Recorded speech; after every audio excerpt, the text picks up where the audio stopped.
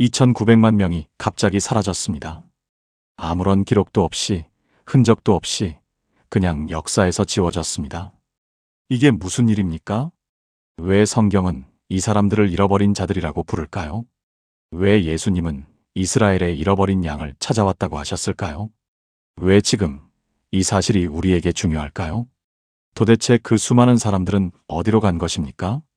하나님은 지금 그들을 어떻게 하고 계십니까? 그리고 가장 충격적인 질문입니다. 이 3,000년의 미스터리가 오늘 우리와 무슨 상관이 있습니까? 오늘 이 모든 왜와 어디와 어떻게 답해드리겠습니다. 기원전 722년 어느 가을날 밤이었습니다. 아수르 군대의 횃불이 사마리아 성벽을 붉게 물들이고 있었습니다.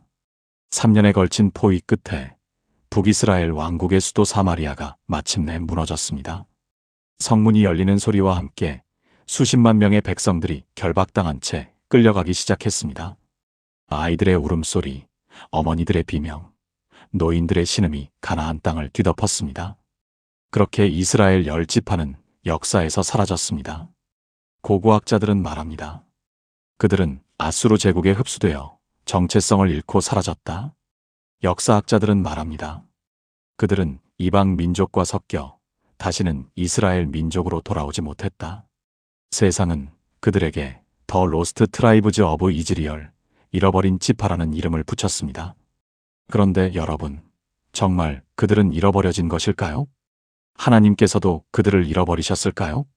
지금으로부터 3,000년 전에 사라진 그 2,900만 명의 운명이 오늘 우리와 무슨 연관이 있을까요? 오늘 이 시간, 저는 여러분과 함께 성경이 감추어 놓은 3,000년의 미스터리를 풀어가려 합니다. 이 미스터리 속에는 하나님의 놀라운 기억력이 있고, 변치 않는 언약이 있고, 마지막 때를 향한 숨막히는 예언이 있습니다. 그리고 그 예언들이 바로 지금 이 순간, 우리가 살고 있는 2025년에 현실로 펼쳐지고 있다는 사실을 오늘 함께 확인하게 될 것입니다. 오늘 이 7가지 진실을 통해 역사를 보는 눈이 달라질 것입니다. 성경 예언을 보는 눈이 달라질 것입니다. 지금 이 시대를 살고 있는 우리 자신이 얼마나 특별한 시간대에 서 있는지를 발견하게 될 것입니다. 혹시 지금 이 순간 하나님이 나를 잊으셨다는 느낌이 드십니까? 내 기도가 하늘에 닿지 않는다는 생각이 드십니까? 오늘 이 시간이 끝날 때쯤이면 그 생각이 완전히 바뀌게 될 것입니다. 하나님은 3,000년이 지나도록 이스라엘 10지파를 기억하셨고, 그 기억이 지금 이 순간 열매를 맺고 있기 때문입니다. 혹시 오늘 이 영상을 보시는 분 중에 하나님의 존재를 의심하는 분이 계십니까? 3,000년 전의 예언이 오늘 현실로 이루어지고 있다는 것, 그것이 바로 살아계신 하나님의 증거입니다. 오늘 이 7가지 진실은 단순한 성경 지식이 아닙니다. 여러분의 삶을 바꿀 진리입니다. 여러분의 기도를 바꿀 확신입니다. 여러분이 살고 있는 이 시대가 얼마나 특별한지를 깨닫게 해줄 말씀입니다. 믿음이 흔들리는 분들, 하나님이 나를 잊으셨다고 느끼는 분들, 회복을 기다리다 지쳐가는 분들께 오늘 이 말씀이 새 힘이 될 것입니다. 그분은 잊지 않으시는 하나님이십니다. 포기하지 않으시는 하나님이십니다. 약속을 반드시 이루시는 하나님이십니다. 오늘 이 영상을 클릭하신 것이 우연이 아닙니다. 이 3,000년의 미스터리는 여러분의 이야기이기도 합니다. 하나님이 기억하시고 모으시는 그 이야기가 지금 여러분의 삶에서도 일어나고 있습니다. 이 3,000년의 미스터리가 지금 이 순간 여러분의 삶과 만나는 시간입니다. 준비되셨습니까? 지금 바로 3,000년 전 그 역사의 현장으로, 그리고 오늘 우리 앞에 펼쳐지고 있는 예언의 현장으로 함께 떠나겠습니다. 그날 밤 사마리아에서 무슨 일이 있었는가? 여러분, 혹시 한 나라가 하루아침에 사라지는 것을 상상해 본 적이 있으십니까? 우리나라가, 우리 민족이, 우리 문화가 송두리째 지워진다면 어떤 느낌일까요? 그것이 바로 기원전 722년 북이스라엘 왕국에서 일어난 일이었습니다. 성경은 이 충격적인 사건을 열왕기하 17장에 담담하게 기록하고 있습니다. 열왕기하 17장 6절, 아수르 왕이 사마리아를 점령하고 이스라엘 사람들을 아수르로 사로잡아가서 할라와 고산 강변 아볼과 메대 사람의 여러 성읍에 두었더라. 딱 2줄입니다. 2,900만 명의 운명이 딱 2줄로 기록되어 있습니다. 이 말씀의 무게를 느끼시겠습니까? 당시 이스라엘 북왕국에는 르우벤, 시므온, 단, 납달리, 갓, 아셀, 이사갈, 스불론, 에브라임, 므낫세 이렇게 10지파가 살고 있었습니다. 아브라함의 후손들, 출애굽을 경험한 민족의 자녀들, 모세에게서 율법을 받은 백성들이었습니다. 그런데 그들이 사라졌습니다. 아수르의 전략은 매우 치밀했습니다. 아수르 왕 살마네셀은 이스라엘 백성을 제국 전역에 분산시켰습니다. 할라로, 하볼로, 메대로, 고산으로 뿔뿔이 흩어놓았습니다. 각 지역에서 서로 만나지 못하도록 멀리 떼어놓았습니다. 같은 지파끼리도 만나지 못하게 했습니다. 그리고 그 빈자리에 다른 민족들을 이주시켰습니다. 바벨론, 구다, 아와, 하맛, 스바로아임 사람들이 사마리아 땅으로 들어왔습니다. 이것이 바로 고대 제국의 혼혈 정책이었습니다. 민족의 정체성을 뿌리째 뽑아버리는 고대판 민족 말살 전략이었습니다. 정체성이 없으면 저항도 없습니다. 고향이 없으면 돌아가려는 마음도 없습니다. 아수르는 이스라엘이라는 민족 자체를 역사에서 지워버리려 했습니다. 그 결과 수백 년이 지나도록 이 10지파의 소식은 역사에 나타나지 않았습니다. 그래서 세상은 그들을 잃어버린 지파라고 불렀습니다. 그런데 여러분, 이 사건이 왜 일어났는지 아십니까? 우연이 아니었습니다. 역사의 실수가 아니었습니다. 아수르가 강해서만도 아니었습니다. 성경은 이 비극의 원인을 정확하게 말씀하고 있습니다. 북이스라엘 백성들은 하나님을 버렸습니다. 여로보암이 만든 금송아지를 섬겼습니다. 바알과 아세라를 따랐습니다. 수백 년 동안 수십 명의 선지자들의 외침을 귓등으로 흘렸습니다. 엘리야가 외쳤습니다. 무시했습니다. 엘리사가 외쳤습니다. 무시했습니다. 아모스가 외쳤습니다. 무시했습니다. 호세아가 외쳤습니다. 무시했습니다. 열왕기하 17장 23절 이스라엘이 자기 하나님 여호와를 거슬러 범죄하여 여호와께서 그의 모든 선지자 곧 모든 선견자들을 통하여 이르신 말씀이 그대로 되었더라. 예언대로 된 것이었습니다. 하나님의 경고가 현실이 된 것이었습니다. 여러분, 잠깐 생각해 보십시오. 우리나라 역사에서 36년 일제강점기가 얼마나 깊은 상처를 남겼는지 우리는 알고 있습니다. 그런데 이스라엘 10지파는 그보다 훨씬 긴 세월 동안 역사에서 지워진 채 살았습니다. 할아버지는 이스라엘 사람이었는데 아버지 세대에서는 반쯤 아수르 사람이 되었고 손자 세대에서는 이스라엘을 기억조차 못하게 되었습니다. 그러나 하나님의 장부에서는 그들의 이름이 지워지지 않았습니다. 하나님의 기억에서는 그들이 여전히 이스라엘이었습니다. 경기도 화성에 사시는 권남의 자매님, 올해 64살이십니다. 몇 달 전 이 주제로 성경 공부를 함께 하다가 눈물을 흘리셨습니다. 목사님, 하나님이 자기 백성을 이렇게 흩으실 수 있다면 저도 잘못하면 하나님이 저를 버리시는 건 아닐까요? 자매님은 50대 초반에 큰 죄를 지었다고 느끼셨습니다. 교회를 오랫동안 떠났고 하나님과 멀어졌습니다. 그때 제가 꼭 이스라엘 같았어요. 하나님이 주신 것들을 다 버리고 세상으로 달려갔으니까요. 그런데 여러분, 이 미스터리의 나머지 부분을 살펴보면 그 대답이 얼마나 은혜롭고 아름다운지 알게 됩니다.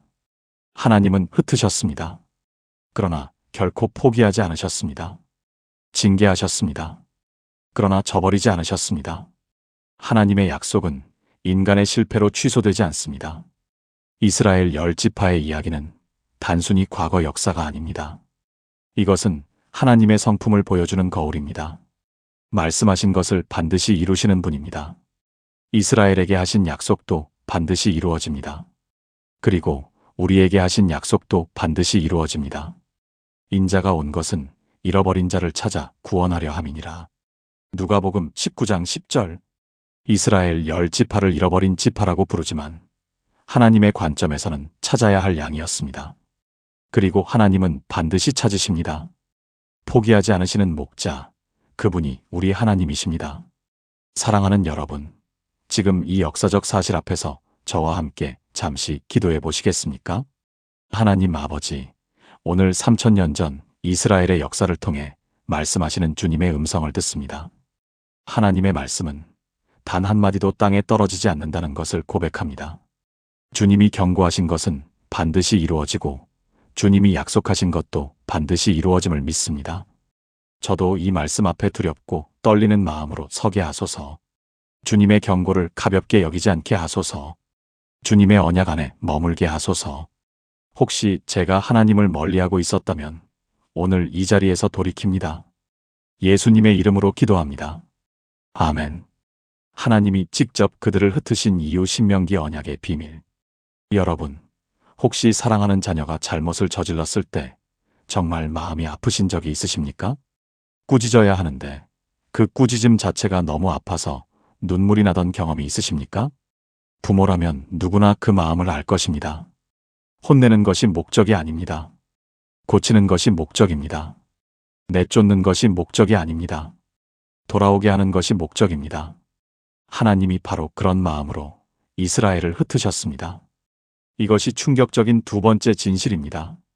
북이스라엘의 멸망은 사고가 아니었습니다. 하나님이 직접 예고하신 징계였습니다. 무려 700년 전에 이미 경고하셨습니다. 모세가 가나안 땅 입성 직전 신명기에서 이렇게 선포했습니다. 신명기 28장 64절. 여호와께서 너를 땅 이 끝에서 저 끝까지 만민 중에 흩으시리니 내가 거기서 너와 내 조상들이 알지 못하던 목석으로 만든 다른 신들을 섬길 것이라. 이 말씀이 선포될 때가 언제였습니까? 이스라엘 백성들이 약속의 땅을 밟기도 전이었습니다. 젖과 꿀이 흐르는 땅으로 들어가는 그 기쁜 순간에 하나님은 이미 경고하셨습니다. 너희가 나를 떠나면 이렇게 된다. 하나님의 인내가 길다고 해서 그 경고를 무시해도 된다는 뜻이 아닙니다. 하나님은 700년을 기다리셨습니다. 그러나 결국은 말씀하신 대로 하셨습니다. 그런데 여러분, 이 신명기 28장을 자세히 읽어보시면 더 충격적인 사실을 발견하게 됩니다. 하나님의 경고는 30장으로 이어집니다. 신명기 30장 1절에서 3절.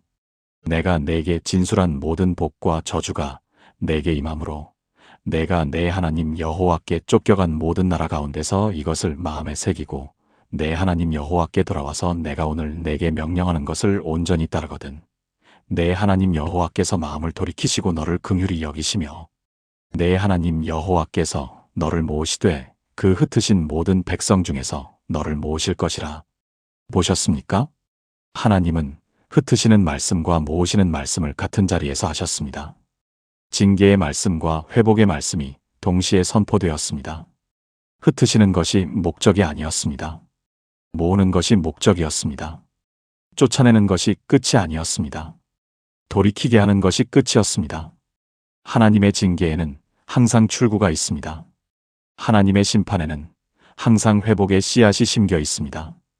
이것은 신명기에서만 나오는 이야기가 아닙니다. 레위기 26장에서도 같은 구조가 반복됩니다. 레위기 26장 44절에서 45절. 그런데도 그들이 그 원수의 땅에 있을 때에 내가 그들을 버리지 아니하며 싫어하지 아니하며 그들을 아주 멸하지 아니하고 그들과 세운 내 언약을 깨뜨리지 아니하리니 나는 여호와 그들의 하나님이 됨이라. 하나님은 언약을 깨뜨리지 않으십니다. 언약이 있는 한 아무리 멀리 흩어져도 포기하지 않으십니다. 3000년이 걸려도 기억하십니다.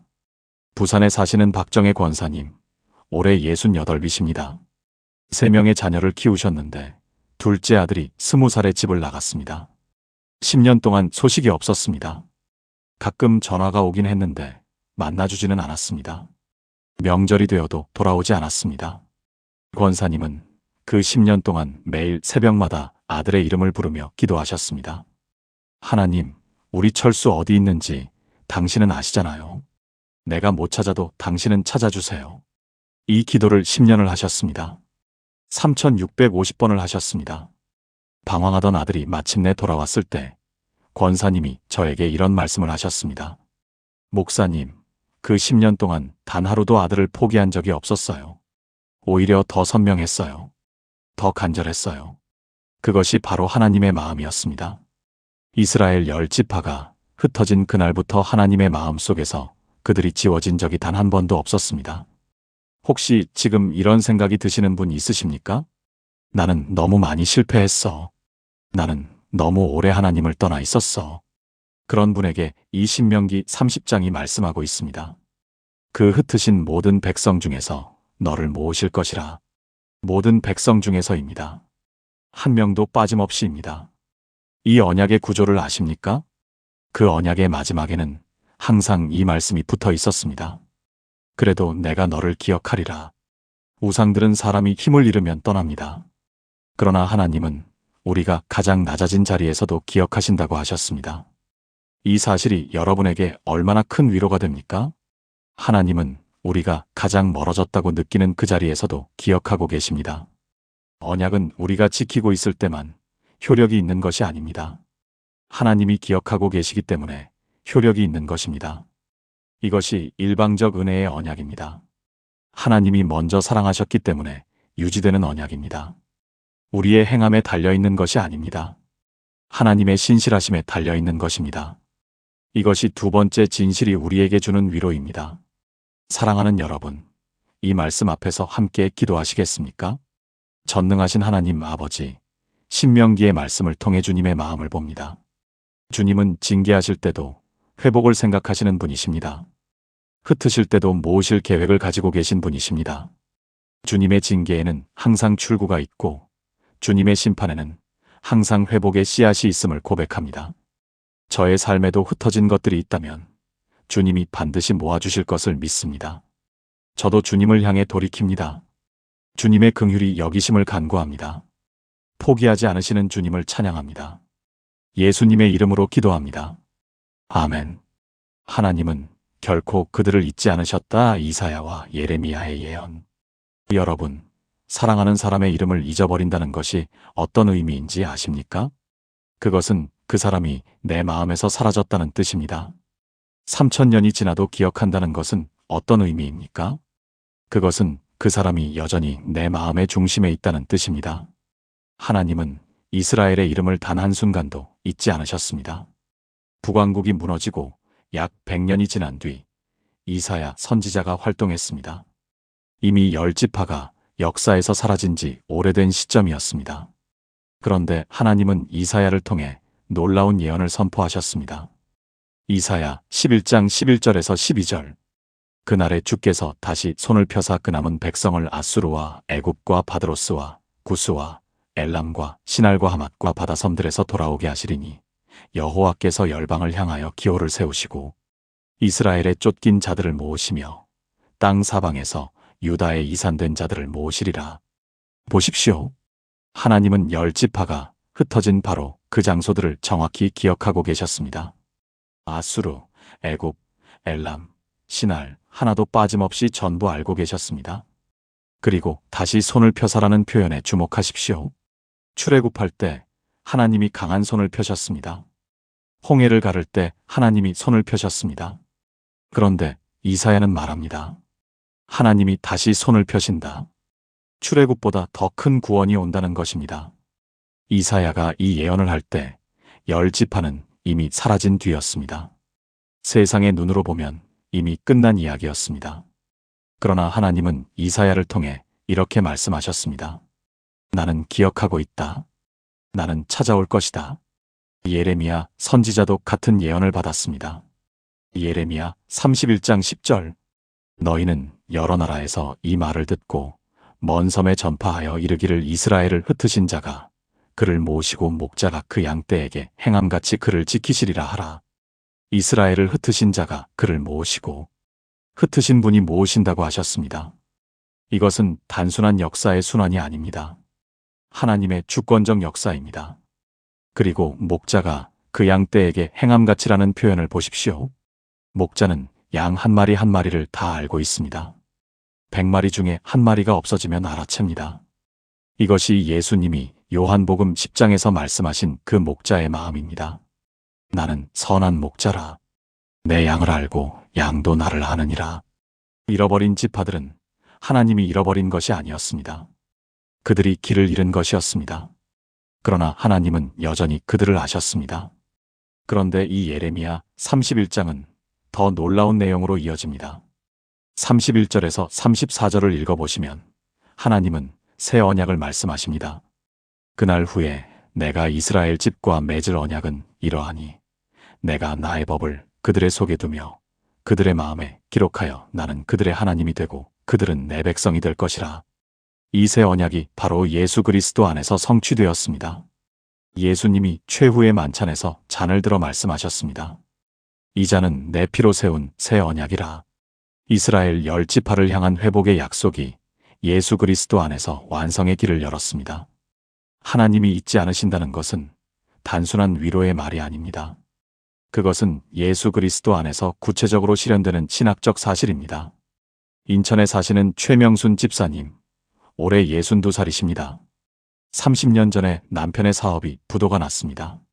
하루아침에 집도 잃고 차도 잃고 가족들도 뿔뿔이 흩어졌습니다. 아이들은 친정과 시댁으로 나뉘어졌고 남편은 채권자들을 피해 지방으로 내려갔습니다.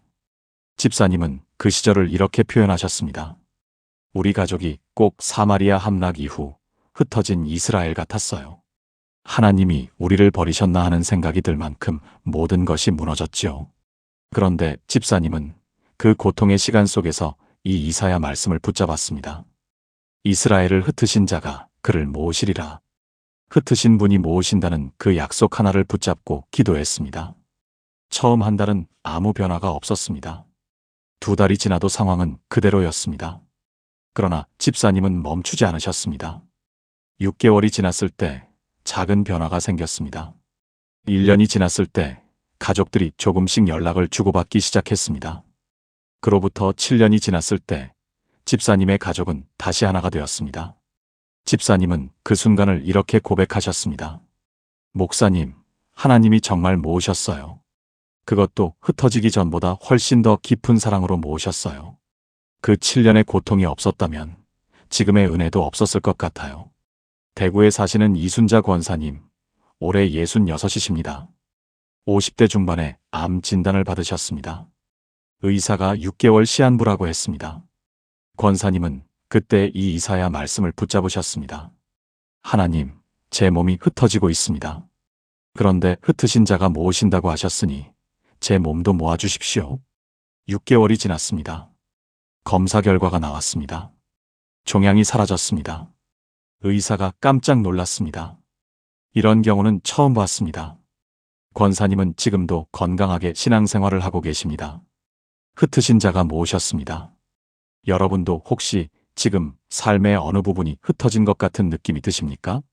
관계가 흩어졌습니까? 건강이 흩어졌습니까? 소망이 흩어졌습니까? 기억하십시오. 흩으신 분이 모으신다고 하셨습니다.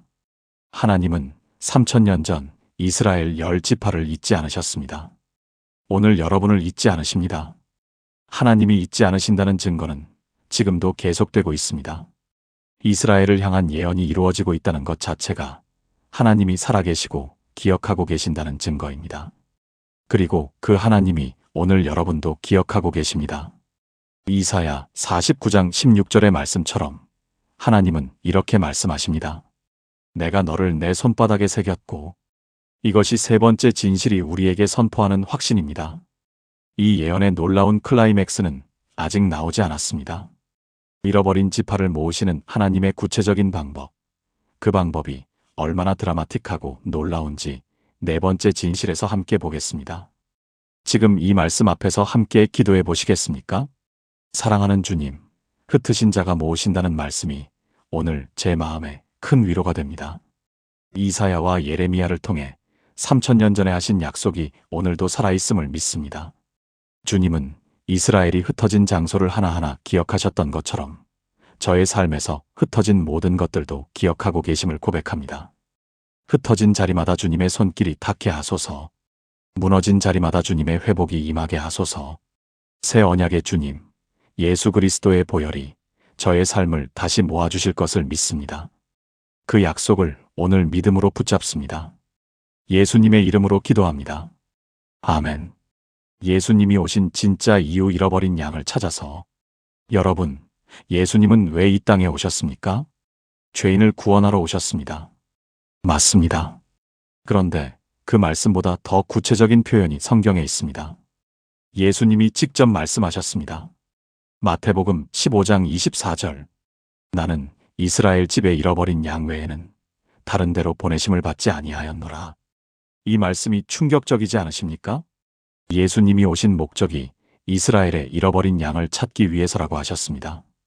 여러분, 여기서 말하는 이스라엘의 잃어버린 양이 누구입니까? 물론 모든 죄인을 의미하기도 합니다.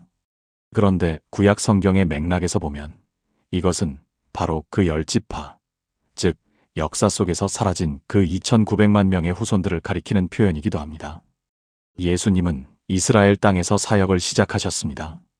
그런데 사역의 중심지가 어디였는지 아십니까? 갈릴리였습니다. 갈릴리는 바로 옛 북이스라엘 왕국의 영토였습니다. 10지파가 살던 바로 그 땅이었습니다. 이사야가 예언했습니다. 이사야 9장 1절에서 2절. 전에 고통받던 자들에게는 흑암이 없으리로다. 옛적에는 여호와께서 스불론 땅과 납달리 땅이 멸시를 당하게 하셨더니 후에는 해변길과 요단 저쪽 이방의 갈릴리를 영화롭게 하셨느니라. 흑암에 행하던 백성이 큰 빛을 보고 사망의 그늘진 땅에 거주하던 자에게 빛이 비치도다. 스불론과 납달리는 북이스라엘의 지파들이었습니다. 아수르에게 가장 먼저 침략당하여 가장 먼저 끌려간 지파들이었습니다. 이사야는 그 땅이 영화롭게 될 것이라고 예언했습니다. 그리고 그 예언이 성취된 것이 바로 예수님의 갈릴리 사역이었습니다. 마태복음 4장 13절에서 17절을 읽어보시면 예수님이 갈릴리 스불론과 납달리 지경에서 사역을 시작하실 때 이 이사야 예언이 응했다고 명확하게 기록하고 있습니다. 우연이 아니었습니다. 하나님의 정밀한 계획이었습니다. 3000년 전에 사라진 그 지파들의 후손들이 살고 있는 바로 그 땅에 예수님이 오셔서 복음의 빛을 밝히셨습니다.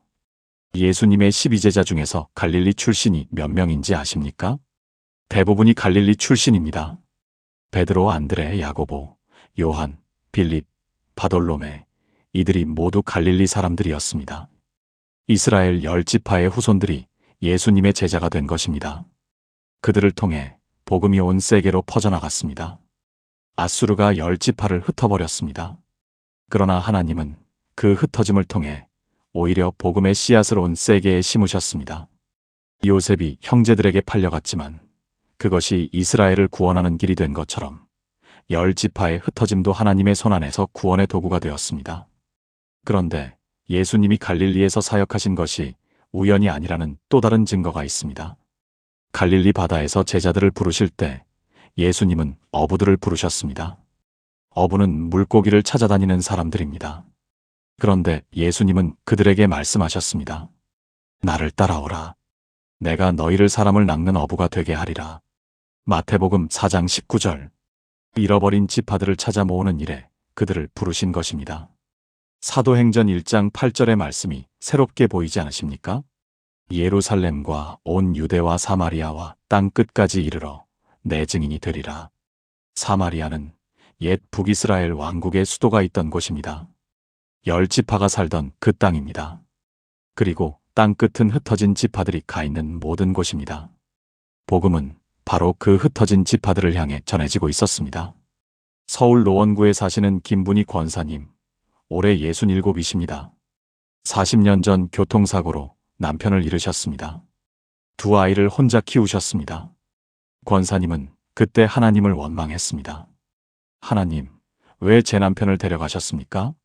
제 가정을 왜 이렇게 흩어놓으셨습니까? 그 고통의 시간이 10년이나 이어졌습니다. 그런데 어느 날 권사님의 아들이 신학교에 들어갔습니다. 딸은 선교사가 되었습니다. 권사님이 저에게 이런 말씀을 하셨습니다. 목사님, 이제 알겠어요. 하나님이 우리 가정을 흩으신 것이 아니었어요. 하나님이 우리 가정을 세상에 보내신 것이었어요. 그 고통이 없었다면 이 축복도 없었을 것 같아요. 여러분, 하나님의 방법은 우리의 방법과 다릅니다. 흩어지는 것처럼 보이지만 실은 보내지는 것입니다. 잃어버리는 것처럼 보이지만 실은 심겨지는 것입니다. 무너지는 것처럼 보이지만 실은 새로운 것을 위한 준비입니다. 잃어버린 양을 찾는 목자, 그분이 예수 그리스도이십니다. 그분은 지금도 잃어버린 자들을 찾고 계십니다. 지금 이 순간 이 영상을 보고 계신 여러분을 찾아오신 것입니다. 사랑하는 여러분, 지금 이 말씀 앞에서 함께 기도해 보시겠습니까? 주 예수 그리스도여, 주님이 이스라엘의 잃어버린 양을 찾아 이 땅에 오셨습니다. 갈릴리의 흑암 가운데 큰 빛으로 오셨습니다. 오늘 저도 주님의 빛 앞에 섭니다. 혹시 제 삶의 어느 부분이 여전히 어둠 속에 있다면 주님의 빛으로 비추어 주소서. 잃어버린 것 같았던 시간들, 무너진 것 같았던 날들이 실은 주님의 손안에 있었음을 고백합니다. 저를 찾아오신 목자 예수님 감사합니다. 제 삶의 흩어짐을 주님의 도구로 사용하여 주소서. 예수님의 이름으로 기도합니다. 아멘. 1948년 3000년 예언이 현실이 된 날. 여러분, 역사상 가장 충격적인 사건이 언제 일어났는지 아십니까? 어떤 사람들은 달 착륙이라고 합니다. 어떤 사람들은 핵폭탄이라고 합니다. 그러나 성경적 관점에서 보면 역사상 가장 충격적인 사건은 1948년 5월 14일에 일어났습니다. 이날 이스라엘이 건국되었습니다. 1878년 만에 기원전 70년 로마에 의해 나라가 무너진 이후 거의 2000년 만에 이스라엘이 다시 독립국가로 세워졌습니다. 역사상 나라를 잃어버린 민족이 2000년 후에 같은 땅에 같은 언어로 나라를 다시 세운 예가 있습니까? 단 한 번도 없습니다. 전무후무한 사건입니다. 고대 로마는 어디 갔습니까? 사라졌습니다. 고대 바벨론은 어디 갔습니까? 사라졌습니다. 고대 아수르는 어디 갔습니까? 사라졌습니다. 이 모든 제국들이 이스라엘을 흩어버리려 했지만 이스라엘은 2000년 후에 다시 일어났습니다. 그런데 이것이 성경의 예언이었습니다. 에스겔 37장 21절에서 22절. 주 여호와께서 이같이 말씀하셨느니라.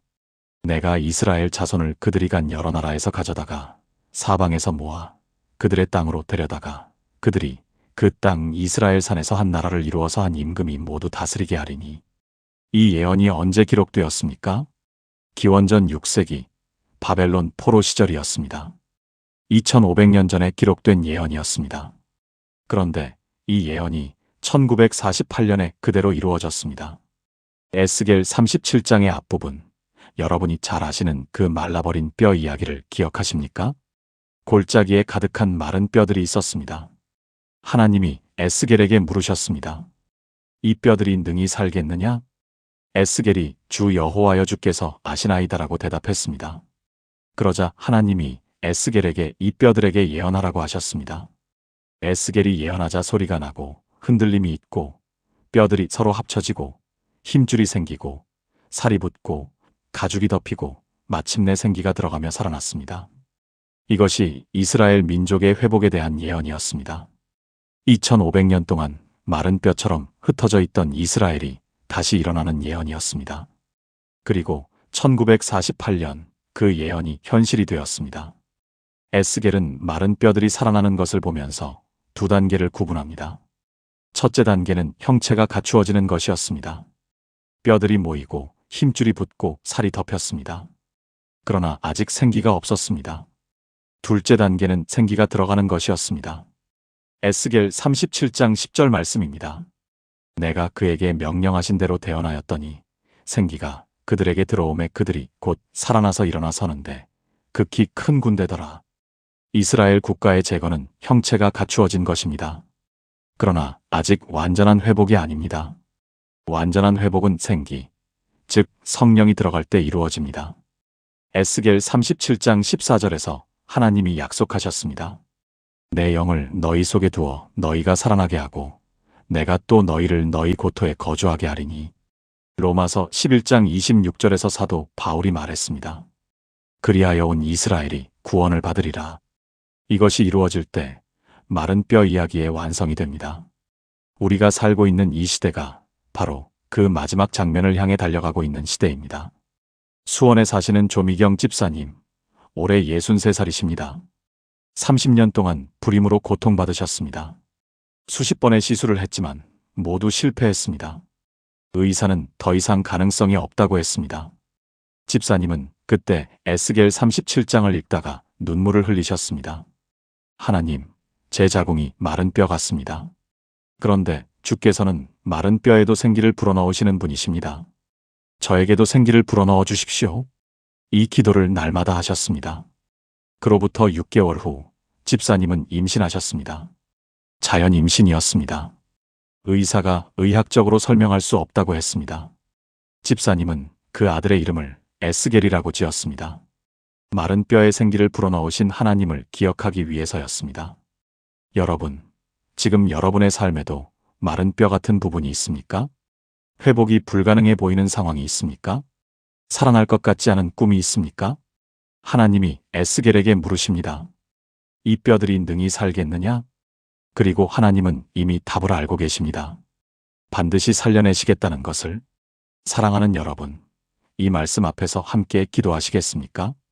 전능하신 하나님 아버지, 1948년 이스라엘의 건국을 통해 주님의 신실하심을 봅니다. 2500년 전 에스겔을 통해 하신 예언을 반드시 이루신 주님을 찬양합니다. 지금 저의 삶에도 마른 뼈 같은 부분이 있습니다. 그러나 마른 뼈에 생기를 불어넣으신 주님께서 저의 삶에도 생기를 불어넣어 주실 것을 믿습니다. 주님의 생기, 주님의 숨결이 저의 삶에 임하게 하소서. 마른 뼈같이 죽어있는 모든 것들을 살려주소서. 예수님의 이름으로 기도합니다. 아멘. 지금도 돌아오고 있는 잃어버린 지파들, 우리가 모르는 놀라운 이야기. 여러분, 지금 이 순간에도 잃어버린 지파들이 이스라엘 땅으로 돌아오고 있다는 사실을 알고 계셨습니까? 이것은 공상소설이 아닙니다. 지금 현재 일어나고 있는 실제 역사입니다. 첫 번째 이야기는 에티오피아에서 옵니다. 에티오피아에 베타 이스라엘이라고 불리는 사람들이 있었습니다.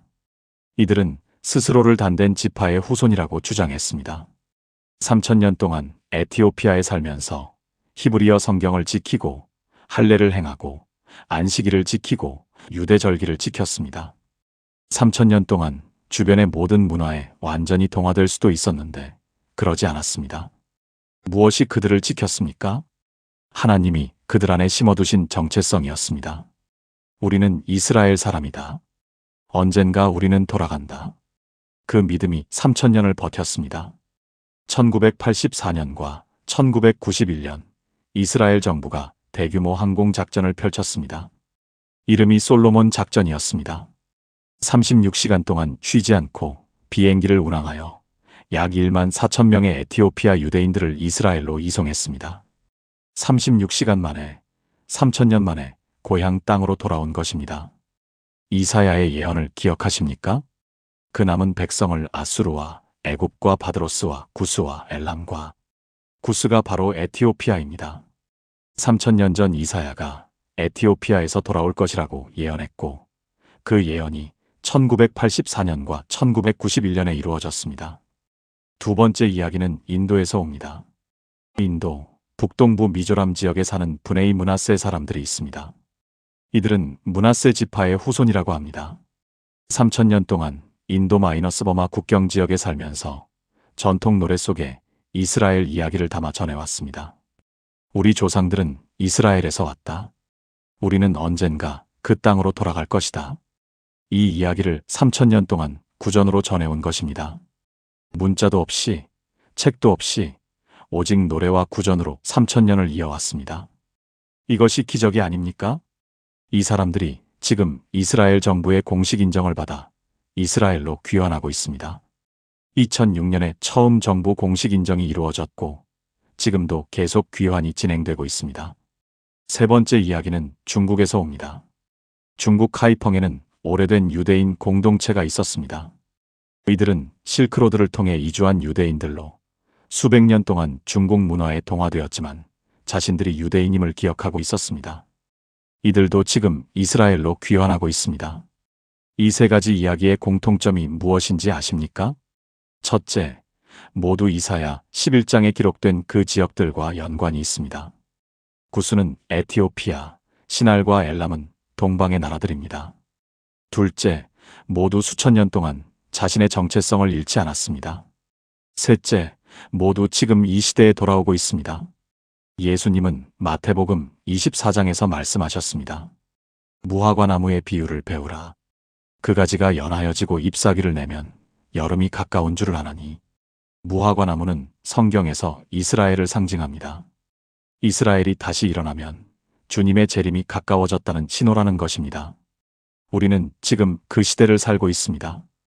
여러분, 이 6번째 진실이 우리에게 주는 가장 중요한 메시지가 있습니다.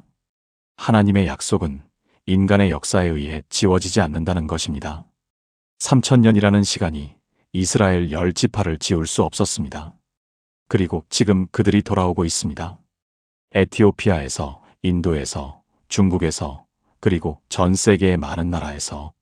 대전에 사시는 박순덕 권사님, 올해 71살이십니다.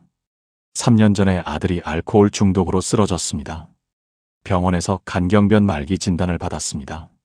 의사는 6개월을 넘기기 힘들다고 했습니다. 권사님은 그날 밤 에티오피아 베타 이스라엘의 귀환 이야기를 읽었습니다.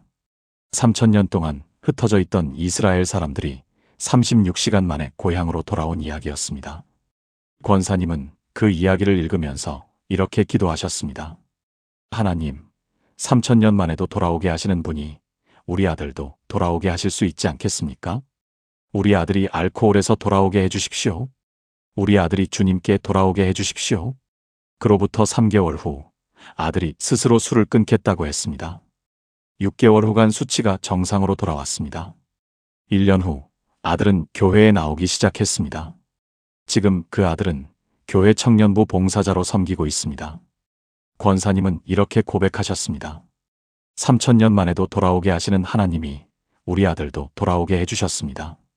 포기하지 않으시는 하나님의 사랑에 감사합니다. 여러분, 지금 이 순간 돌아오기를 기다리고 있는 누군가가 있으십니까? 탕자처럼 떠나간 자녀가 있으십니까? 세상으로 달려간 배우자가 있으십니까? 포기하지 마십시오. 3000년 만에도 돌아오게 하시는 분이 반드시 돌아오게 하실 것입니다. 베타 이스라엘 사람들이 3000년 동안 나는 이스라엘 사람이다. 언젠가 돌아간다는 믿음을 잃지 않았던 것처럼 여러분도 포기하지 마십시오. 내 자녀는 하나님의 자녀입니다. 반드시 돌아옵니다. 이 믿음을 잃지 마십시오. 혹시 지금 오랫동안 기도해온 것이 있으십니까? 몇 년을 기도했는데 아직 이루어지지 않는 것이 있으십니까? 하나님의 시계는 우리의 시계와 다릅니다. 그러나 반드시 때가 이르면 이루어집니다. 여러분의 기도도 반드시 때가 이르면 이루어집니다. 포기하지 마십시오. 솔로몬 작전처럼 때가 되면 하나님이 36시간 안에 모든 것을 이루실 것입니다. 사랑하는 여러분, 이 말씀 앞에서 함께 기도해 보시겠습니까? 하나님 아버지, 지금도 잃어버린 지파들이 이스라엘로 돌아오고 있다는 사실에 감사합니다. 에티오피아에서, 인도에서, 중국에서 3000년 만에 돌아오게 하시는 주님의 신실하심을 찬양합니다. 지금 저의 삶에도 돌아오기를 기다리는 사람들이 있습니다. 그들을 주님의 품으로 돌아오게 해주십시오. 3000년 만에도 돌아오게 하시는 주님이시니 반드시 돌아오게 해주실 것을 믿습니다. 솔로몬 작전처럼 주님의 작전이 우리 가정에도 임하게 하소서. 그 믿음으로 오늘도 기도하겠습니다. 예수님의 이름으로 기도합니다. 아멘. 우리가 살고 있는 이 시대의 의미, 마지막 때와 우리의 사명. 여러분, 지금까지 6가지 진실을 함께 살펴봤습니다. 기원전 722년 사마리아의 함락, 신명기와 레위기의 언약, 이사야와 예레미야의 예언, 예수님의 갈릴리 사역, 1948년 이스라엘 건국, 그리고 지금도 돌아오고 있는 잃어버린 지파들. 이 모든 이야기가 하나의 강물처럼 흘러 지금 이 순간 2025년 우리가 서 있는 자리로 흘러오고 있습니다. 마지막 7번째 진실은 이것입니다. 이 모든 역사가 우리에게 무엇을 요청하고 있는가? 우리는 지금 어떤 시대에 살고 있으며 우리에게 주어진 사명이 무엇인가? 오늘 이 7가지 진실 중에서 가장 중요한 것이 바로 이 마지막 진실입니다. 에스겔 36장 24절에서 28절을 읽어보십시오. 내가 너희를 여러 나라 가운데에서 인도하여 내고 여러 민족 가운데에서 모아 데리고 고국 땅에 들어가서 맑은 물을 너희에게 뿌려서 너희로 정결하게 하되 곧 너희 모든 더러운 것에서와 모든 우상 숭배에서 너희를 정결하게 할 것이며 또 새 영을 너희 속에 두고 새 마음을 너희에게 주되 너희 육신에서 굳은 마음을 제거하고 부드러운 마음을 줄 것이며 또 내 영을 너희 속에 두어 너희로 내 율례를 행하게 하리니 너희가 내 규례를 지켜 행할지라. 내가 너희 조상들에게 준 땅에서 너희가 거주하면서 내 백성이 되고 나는 너희의 하나님이 되리라. 이 말씀을 들으시면서 무엇을 느끼십니까? 첫째, 하나님이 모으신다고 하셨습니다. 지금 일어나고 있는 일입니다. 둘째, 하나님이 정결하게 하신다고 하셨습니다. 셋째, 하나님이 새 마음과 새 영을 주신다고 하셨습니다. 이것이 궁극적인 회복입니다. 땅으로 돌아오는 것만이 아니라 하나님께로 돌아오는 것, 새 마음을 받는 것, 이것이 완전한 회복입니다. 이 말씀은 이스라엘만을 위한 것이 아닙니다. 사도 바울은 로마서 11장에서 이스라엘의 회복이 온 세계의 부요함이 된다고 했습니다. 로마서 11장 12절. 그들의 넘어짐이 세상의 풍성함이 되며 그들의 실패가 이방인의 풍성함이 되거든 하물며 그들의 충만함이리요. 이스라엘이 부분적으로 넘어진 것이 이방인인 우리에게 복음이 전해지는 통로가 되었습니다. 이스라엘이 완전히 회복될 때 그것은 온 세계에 더 큰 풍성함이 될 것입니다. 그렇다면 이 시대에 우리에게 주어진 사명은 무엇입니까? 첫째, 기도하는 것입니다. 시편 122편 6절에서 다윗은 이렇게 노래했습니다. 예루살렘을 위하여 평안을 구하라. 예루살렘을 사랑하는 자는 형통하리로다. 예루살렘을 위해 기도하는 자에게 하나님이 형통함을 약속하셨습니다. 둘째, 복음을 전하는 것입니다. 우리가 이웃에게 복음을 전하는 것, 선교사를 지원하는 것, 기도하는 것, 이 모든 것이 하나님의 잃어버진 지파들을 모으는 일에 동참하는 것입니다. 셋째, 깨어있는 것입니다. 우리가 살고 있는 이 시대가 특별한 시대임을 알고 준비하는 것입니다. 광주에 사시는 이해숙 집사님, 올해 59이십니다. 10년 전부터 이스라엘을 위해 기도해 왔습니다. 매주 금요일 새벽마다 이스라엘을 위해, 잃어버진 지파들의 귀환을 위해 기도했습니다. 주변 사람들이 왜 한국 사람이 이스라엘을 위해 기도하느냐고 물었습니다. 집사님은 이렇게 대답했습니다. 하나님의 마음이 거기에 있으니까요. 하나님이 3000년 동안 기억하고 계신 그 사람들을 저도 기억하고 싶어요. 그런데 집사님이 이스라엘을 위해 기도하기 시작한 이후 가정에 놀라운 변화가 일어났습니다. 오랫동안 교회를 떠났던 남편이 돌아왔습니다. 방황하던 큰딸이 신앙을 회복했습니다. 집사님은 이렇게 간증했습니다. 시편 122편 6절 말씀이 정말이었어요. 예루살렘을 위해 평안을 구하라 하셨는데 그 기도를 드리면서 제 가정에도 평안이 찾아왔어요. 하나님의 마음이 머무는 곳에 복이 있다는 것을 경험했어요. 여러분, 우리가 이 시대에 살고 있다는 것이 우연이 아닙니다. 수천 년의 역사가 흘러 지금 이 순간, 이 세대에 태어난 것이 우연이 아닙니다. 에스더에게 모르드게가 말했습니다. 내가 왕후의 자리를 얻은 것이 이때를 위함이 아닌지 누가 알겠느냐? 에스더 4장 14절. 여러분이 지금 이 시대를 살고 있는 것, 이 시대를 위함이 아닌지 누가 알겠습니까? 한국은 미국 다음으로 세계에서 가장 많은 선교사를 파송하는 나라입니다.